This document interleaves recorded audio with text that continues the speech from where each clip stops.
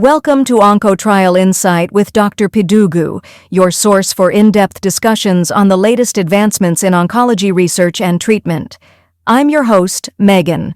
Today, we're diving into groundbreaking research in prostate cancer, focusing on a recent clinical trial exploring improved treatment strategies for high-risk biochemical recurrent prostate cancer. Dr. Pidugu, welcome to the podcast. Thank you for having me, Megan. And thank you to our listeners for tuning in. Before we begin, a quick disclaimer. The views expressed on this channel are solely my own and do not represent those of any institution, organization, or employer. This content is for educational and informational purposes only. Please consult your healthcare provider before making any healthcare decision. The information I will discuss is not meant to endorse or criticize any specific products or brands.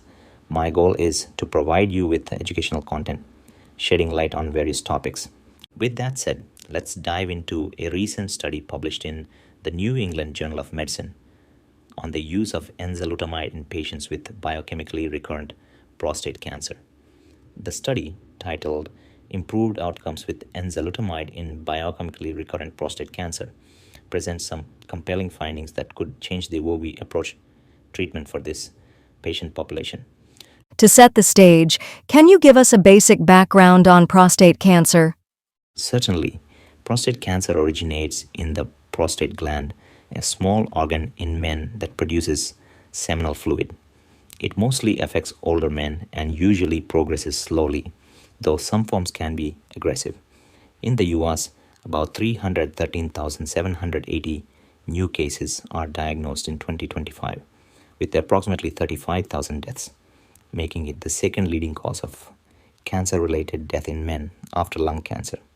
Risk factors include age, family history, ethnicity, higher in African American men, lifestyle, and genetics. Treatment depends on disease stage and ranges from surgery and radiation to hormonal, chemo, targeted, and immunotherapies. The 5-year survival rate is nearly 100% for localized and regional disease, but drops to around 37.9% for distant metastasis. So, what exactly is biochemical recurrence of prostate cancer?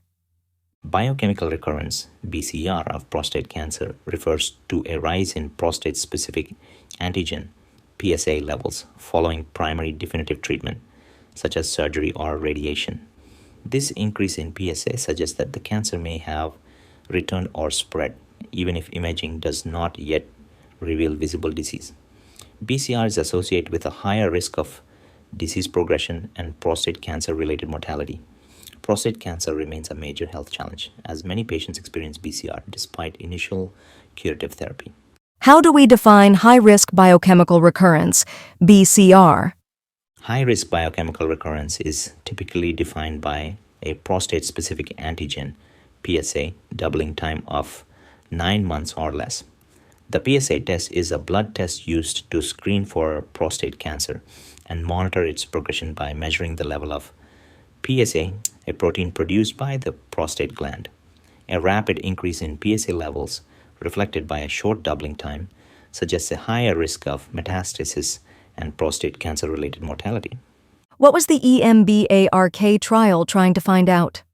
The EMBARK trial was a phase 3 clinical trial designed to evaluate the efficacy and safety of treatment strategies for patients with high-risk biochemical recurrence of prostate cancer. Specifically, it compared the outcomes of enzalutamide plus leuprolide, enzalutamide monotherapy, and leuprolide alone. For those unfamiliar, what are enzalutamide and leuprolide? Enzalutamide is an oral androgen receptor, AR inhibitor, primarily used to treat prostate cancer. Since prostate cancer cells depend on androgen signaling for growth and survival, enzalutamide works by blocking the AR and disrupting this pathway at multiple points. By preventing receptor activation, even in the presence of low levels of androgens, it significantly reduces the ability of cancer cells to grow and multiply. Leuprolide, also known as leuprolide, is a gonadotropin-releasing hormone, GnRH, agonist commonly used to treat hormone-sensitive cancers, such as prostate and breast cancer. It works by suppressing the body's production of testosterone in men and estrogen in women, hormones that can promote cancer growth. In prostate cancer, leuprolide is frequently used as part of androgen deprivation therapy, ADT, particularly in advanced or metastatic stages of the disease. Can you please walk us through the EMBARK trial design and the patient population that was studied? Sure, the trial was an international phase 3 study that included 1,068 patients with prostate cancer who had high-risk biochemical recurrence. Patients were divided into 3 groups, one receiving enzalutamide plus leuprolide, a form of androgen deprivation therapy, another receiving leuprolide alone, and the third receiving enzalutamide monotherapy. The primary goal of the study was to compare metastasis-free survival among these groups. What was the purpose of including a leuprolide group? Leuprolide is a standard androgen deprivation therapy, ADT, so it served as the control group to see how much adding enzalutamide improved outcomes. Let's get to the crucial results. What did the trial find regarding how well enzalutamide worked? The results were very positive. Both the enzalutamide plus leuprolide combination and enzalutamide alone significantly improved metastasis-free survival compared to leuprolide alone. Can you give us some specific numbers? Certainly, at 5 years, metastasis-free survival was 87.3% in the combination group and 80% in the enzalutamide monotherapy group, compared to 71.4% in the leuprolide alone group. Those are significant differences. Were there additional benefits observed? Yes, enzalutamide delayed PSA progression, the need for new treatments, and the development of metastases.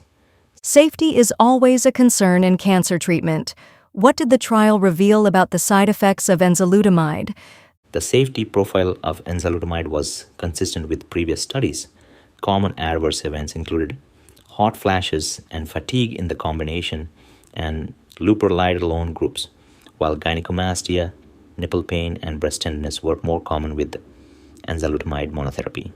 While adverse events were common, most were manageable, and importantly, there was no significant negative impact on patients' quality of life. That's reassuring. Were there any serious side effects noted?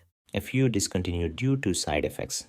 Seizures, though rare, were more common with enzalutamide. Fractures and cognitive symptoms also occurred slightly more often. What about limitations of the trial? Overall survival data is still immature. Most participants were white, which may limit generalizability. Also, we don't yet know how prolonged use of enzalutamide impacts later treatment options. Overall, how do you see these findings changing clinical practice?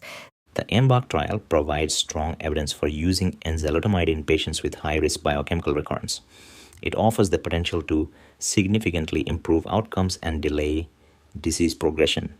It could become a new standard of care. Before we wrap up, Dr. Pidugu, what's the key takeaway you'd like our listeners to remember? The EMBARK trial offers compelling evidence that both enzalutamide plus leuprolide and enzalutamide alone are effective treatment strategies for men with high-risk biochemically recurrent prostate cancer. These approaches significantly improve metastasis-free survival and delay disease progression compared to leuprolide alone. Importantly, the safety profile was manageable and consistent with previous studies, with no major impact on quality of life. While longer follow-up is needed to fully understand the effects on overall survival, these results strongly support enzalutamide as a valuable and promising option in this setting, bringing new hope to patients facing this challenging stage of the disease. Dr. Pidugu, thank you for sharing your insights on this pivotal study. It's been a real pleasure having you on the podcast. Thank you, Megan. The opportunity to discuss advancements like this is what makes the field of oncology so rewarding and dynamic. That's all for today's episode of OncoTrial Insights with Dr. Pidugu. Don't forget to subscribe, leave a comment, and share this episode with your colleagues. Until next time, stay informed and keep advocating for better cancer care. Be sure to tune in next time for more updates on cutting-edge clinical trials.